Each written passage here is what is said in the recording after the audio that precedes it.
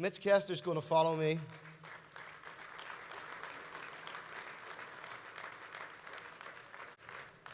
From Kessler Consulting in Florida, and Mitch does a lot of work with municipalities on the road to sustainability. We've watched him do it with several key municipalities in the southeast, and they get it done. Now, I'm not sure what he has up his sleeve, and I'm not sure where he's hiding at the minute. Mitch, can you show yourself? He's making me nervous now. Uh-oh. All right, I knew he had something up his sleeve. He's a real businessman and has a day job. I'm going to hand it over to him. Good evening.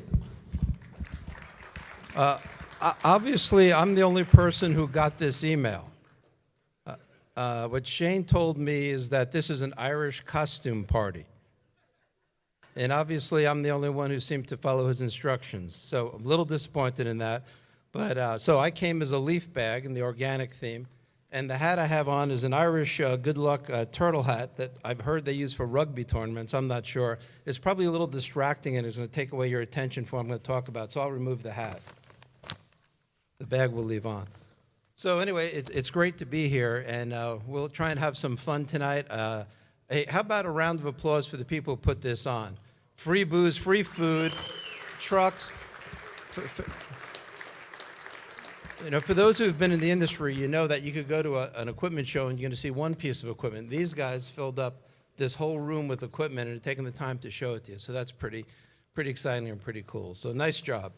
So I've been asked a little bit to stay with the organics theme, and I'm going to talk a little bit about what I'm calling the organics revolution. So I wanted to thank Shane and his folks. How many of you came to purchase equipment? Actually purchase equipment. How many came to purchase equipment? I saw one hand. How many came to purchase equipment? One hand? Two hands. I see two hands. Well, I got some bad news for you. You have a problem. Shane and his boys, and when I say boys, there's like these 100 studly Irish dudes who are walking around in black shirts. That's pretty scary. I don't know who these guys are, but they all supposedly work for him. Well, they locked the door. There's no way out. So if you didn't plan on buying equipment, you need to look at that. So we'll get serious here for a minute, and we'll kind of get us started. Yeah. So here's the serious part. Can yellow be green? And this is up here. It's kind of a joke, but it's kind of serious. This, for you who don't know, is really a billboard that is located in some states, and it's a urine jug. And the billboard is making the point that don't piss in a bottle and throw it out the window or there's a fine. Think about that. If we have to put up billboards to send that message to people, we have a long way to go to get people to understand that biosolids, yard waste, food waste, soiled paper, and organic material could be recovered. So just think about that as we go forward. Tonight we're going to move forward with that, but just keep in mind that that's the communication that has to be reached. People have to be reached.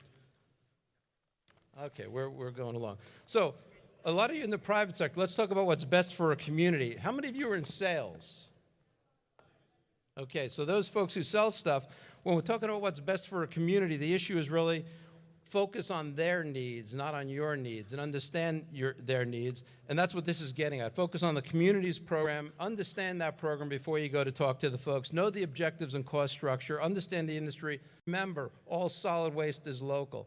It doesn't matter if you're in Texas and going one town to the next. Communities all over the country, the neighboring town has nothing to do with their program.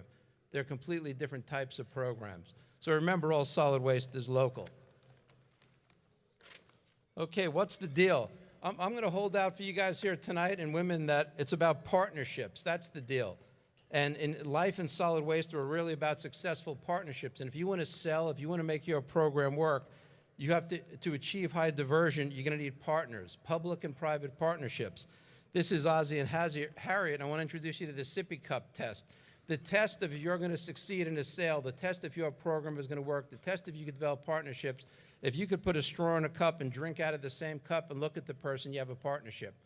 Less than that, you don't have a partnership. And business deals work on partnerships and relationships. Shane corrected me on this. He said that you can't drink Guinness out of straws. Apologize for that. But think about the Ozzie and Harriet test. Well, how to get there and how to keep things moving forward. The real issue there is take a look at this photo. Anybody know what's happening in this program? Let me tell you what's happening in this program. This is twice a week garbage service with no yard waste service. There are communities that still do that. Look at the yard waste. This happens to be in a tropical southern part of the state, and what we have there is yard waste just being thrown away. That's not how to get there. I'm not going to spend a lot of time on this. You all know the waste stream. Why we're all here is there's a tremendous amount of organics in the waste stream. In fact, if you add up the yard waste, food waste, low-grade paper, over a third of the total waste stream that's generated is compostable. This is the future here tonight. Our business is tons. There's a lot of tons out there. Tons equal money. We need to go get those tons, make money, divert that material from disposal. That's what solid waste generation is about, diverting that material. Well, let's look a little bit about how and why that happened. If you look at recyclables from 1960 to 2012, this is EPA data. You see in the 60s, we were going along very, very slowly. We hit this point in 1990, and if you look for the next 10 years, the recovery rate in tons more than doubled. That was the revolution in the recycling field that happened from the 90s to 2000. That's when that line went up and crazy. Recycling revolution occurred 2 decades ago. It's pretty much flatlined. Let's take a look at our world. The same happened with yard waste. It started a little bit later, but yard waste took off like a bat out of hell and went crazy. The two bottom lines are wood waste and food waste, flat line. That's the business opportunity. There's more food waste generated in this country than there's yard waste, but yet it is yard waste is what we focused on. It's time to focus on food waste, biosolids, and other recovered material. The business opportunity lies between those lines, the flat line and the high line. Okay, we're moving along. Organics diversion. And so why was organics diversion a late bloomer in our field? Well, it's a little bit more complex. It's complex in numerous ways. First of all, and there's equipment here that addresses much of this. We have a lot of different feedstocks. So there's numerous and complicated feedstocks that different people have responsibility for, from the public sector to landscapers all the way through. There's various ways to process that material, size reduction, et cetera, and there's many diverse products that we deal with. So this page is the stuff that we're here to deal with.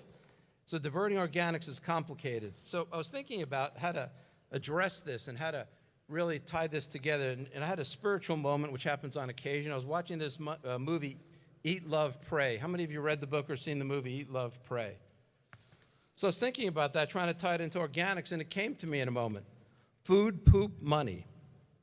Food, poop, money. Think about that for a second of what we do. We want the food waste, we want the poop, and it makes us money. So go home, say food, poop, money. That should be the new motto in our industry. There's a takeaway for you. All right, generators of organic waste. It's everywhere. We know that. Everybody knows it. It's on the commercial institutional side, the residential side. The main place to get food waste is going to start on those high generators, so there's plenty of material out there. I don't know if Shane and his guys have something to handle that. I guess that would be your tiger piece over there. So that's what happens from restaurants and supermarkets, and you need equipment to deal with that. I'm going to just leave you with a couple thoughts on sustainable waste management, because everybody in this room, by choice, we are in that business. That's what we need to preach, sustainable waste management, and there's 4 things that I think you need, and the real challenge is to convince the communities to understand these 4 things and work with them if you want to sell your service, sell your product into them. Policies. There is no program in the United States that is diverting a high amount of material that doesn't have policies in place to back up that diversion. Work to bring policies to them, create the foundation to build upon what you're trying to sell. Programs. It's the nuts and bolts of what happens. You need a yard waste program, you need a food waste program, you need a biosolids program if you want to succeed. And the facility and infrastructure to make that happen, be it a compost facility, et cetera. And then the funding. The money, the services that we're offering have a cost, and I want to talk to you about that cost. We don't do quite a good enough job of communicating how to profit from organics. Too many people say it costs to recycle. It costs to recover yard waste. Well, these costs, it costs to do everything we do with solid waste. It costs to pick it up, it costs to process it, and it costs to dispose of that material. Let's communicate to our clients that there's a cost involved and we need to get some of that money back. Opportunities. I'll leave you with a couple opportunities. It's an underserved market. We wouldn't be here tonight if it wasn't an underserved market. That's your opportunity.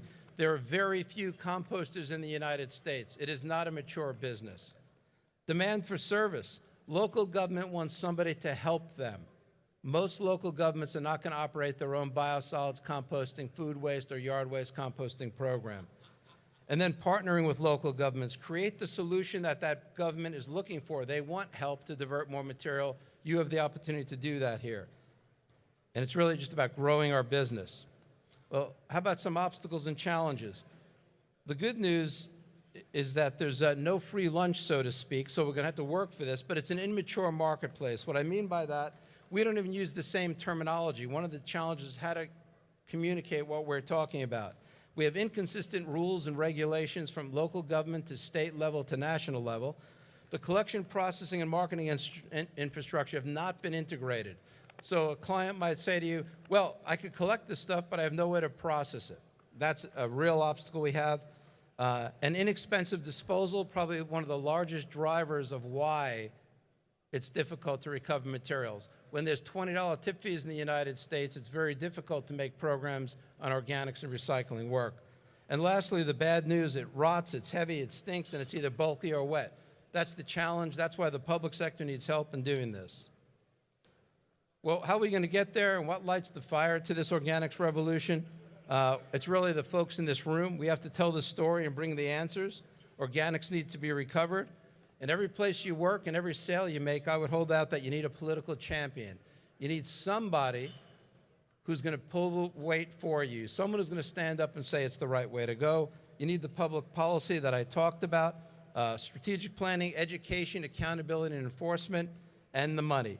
It costs to collect, process, and market the material, everything and anything, for everything we consume.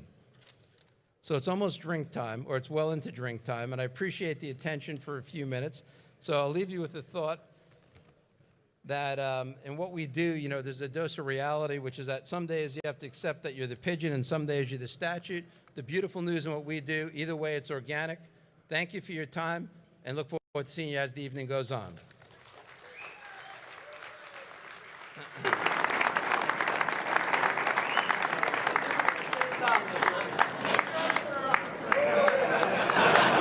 Buenos días.